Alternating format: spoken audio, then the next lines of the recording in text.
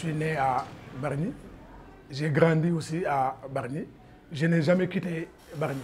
C'est une ville, c'est une commune où toutes les personnes se connaissent. À Bargny, on n'avait aucun problème. Les Bargnois vivaient de leur pêche et de leur agriculture. Mais, à un moment donné, il faut savoir que Bargny est à 32 km de Dakar. Donc, toutes les industries ont commencé à vouloir s'installer à Bargny. Et c'est là où les problèmes ont commencé.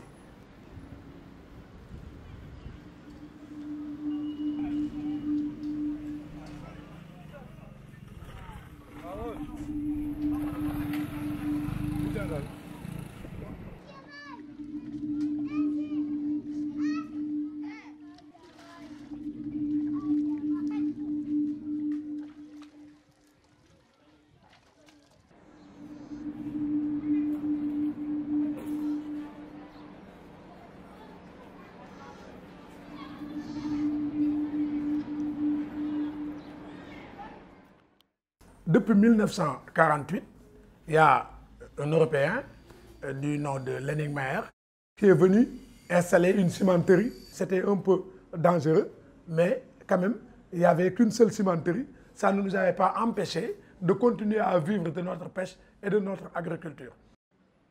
Avec l'ancien régime, le régime d'Abdoulaye Wade, le Sénégal a connu des moments très très difficiles de déficit énergétique. Donc, il a lancé un appel d'offres pour essayer d'installer une centrale à charbon. Mais tout le monde sait que les centrales à charbon, de par le monde, tout le monde est en train de le combattre. Le véritable problème de la centrale, c'est que là où on a mis la centrale, c'était déjà réservé pour les victimes de l'avancée de la mer. Parce que comme on le dit, Bargny fait partie des zones les plus vulnérables face au changement climatique. Après, Abdoulaye Wade est parti, le président Macky Sall est venu. Au lieu de régler le problème de la centrale, en arrêtant la centrale, il a continué cette lancée, mais cette fois-ci en nous parlant d'un projet de Sénégal émergent. C'est en ce moment qu'il a créé le pôle urbain de Diamniadio, en nous privant de 1400 hectares, alors que c'était tous nos champs. Il va construire des maisons qu'il va vendre à 30 voire 40 millions, mais là, ce ne sont pas les Bargnois qui vont l'acheter.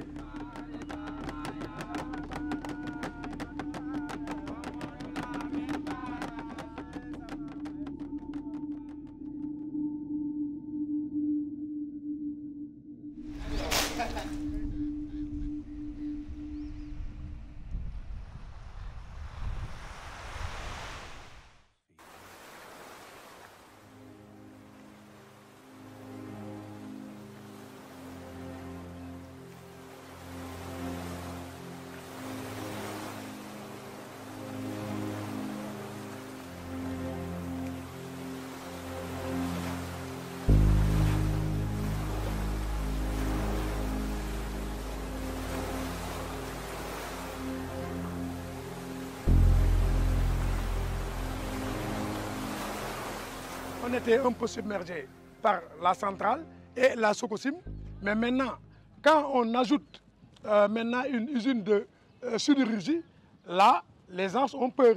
Parce que l'usine de sidérurgie va effectivement générer beaucoup de pollution. Le plus grave, la détérioration de notre santé. L'usine de sidérurgie va nous prendre 100 hectares, à partir de la route nationale jusqu'à la mer. Donc il va prendre tous, mais il y a aussi le site de transformation des femmes transformatrices. Donc eux aussi, elles risquent tous de perdre leur emploi.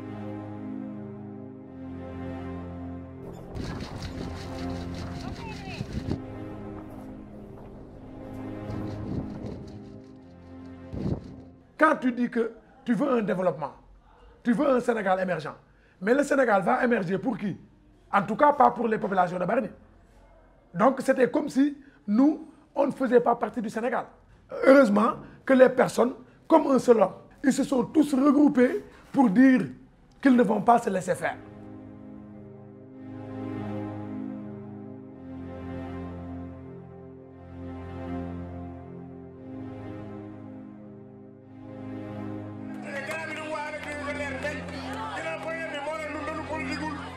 Soxna lu nous menons beaucoup d'activités, des activités de plaidoyer, des activités de sensibilisation et même des activités de formation.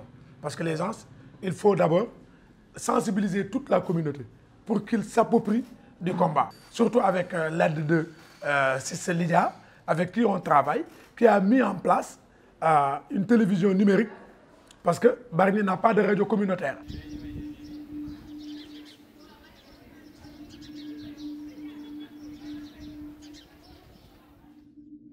Bargny sama gox du ngi dund lu metti Bargny sama gox bëggatul li ni mel soxlootuñu tamit naqar buy jóge ci xol soxlootuñu tamit jooy ba tax na tey kenn du mën a jóg en tant que c'est quelque chose donc que j'ai écrit pour dire que la commune de Bargny n'en veut plus d'injustice. La jeunesse de Bargny s'est mise debout pour montrer à tout le monde, même à l'État, que la jeunesse s'est réveillée. Si je suis activiste, je vois les injustices. Je me suis dit, en tant que jeune, en tant que fille, comme tout le monde m'écoute, comme tout le monde en ait un respect envers moi, je me suis dit, pourquoi pas aider ma commune, ma ville, ma fierté, Bargny, donc, qui est en train de se disparaître. Nous, à Bargny, on ne nous respecte pas. Je dis, premier mois, on ne nous respecte pas. Si on nous respectait, donc, on n'aura pas ces genres de problèmes. Et bonsoir à tous ceux qui sont en train de nous suivre Instagram avec Sister Lydia.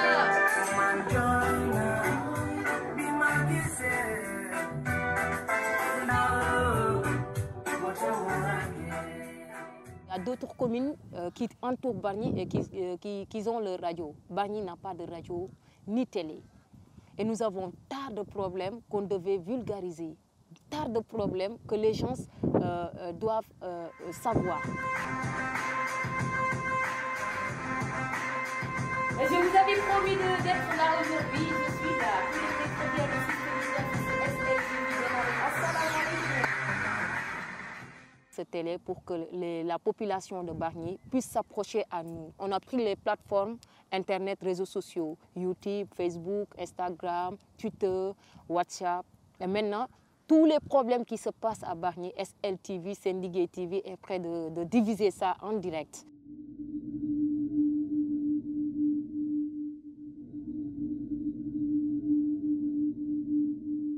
Pourquoi on est activiste? Pourquoi on se bat contre tout ce qui est en train de vraiment faire disparaître Bargny? C'est un problème de survie.